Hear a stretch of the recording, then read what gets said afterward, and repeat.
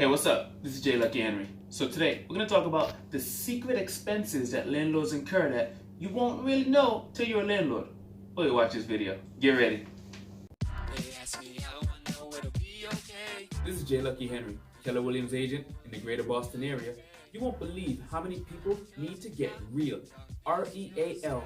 Real estate explained amazingly by Lucky in 90 seconds, give or take.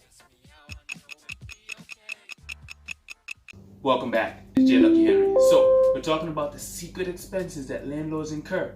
And this only happens when you are a landlord, or you hear about it from someone who is, or you watch a video like this and I explain it to you. So, you know when you're buying a property, right, especially if you finance it, you got the mortgage. And if you don't finance it, you pay cash, then you got the insurance and taxes on it. Now, what are some of the secret expenses that you're not thinking about? Well, one you kind of are thinking about is the repairs.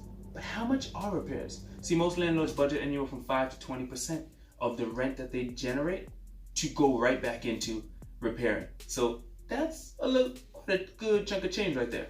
The other thing you got to think about is the fact that just keeping things up to code. Now, this is different than repair. So repair is when a refrigerator stops working, right? Repair is when something breaks in the unit and you got to fix it, right? That's repairing. Keeping up the code means, hey, 50 years ago, you didn't need handrails on every staircase. Now you do. Laws change, you just gotta go in and update it. Nothing was wrong with it, you just gotta go fix it because the code changed, right? Maybe in the future they're gonna say, hey, forced hot air is the minimum, or no more oil, everything's gotta be gas, or solar panels need to be on every roof. Those are all things that'll be called keeping up to code, right? So that's a whole different expense separate from repairs. Another expense that a lot of people don't think about until it's time is legal, right? And I know that doesn't seem like, what do you mean legal? Yeah, hopefully you and your tenant get along and they pay rent on time and they abide by your rules, but they might not. And now you've got to deal with taking them to court, right? Pressing charges, trying to get them out, getting the constable because they haven't paid rent.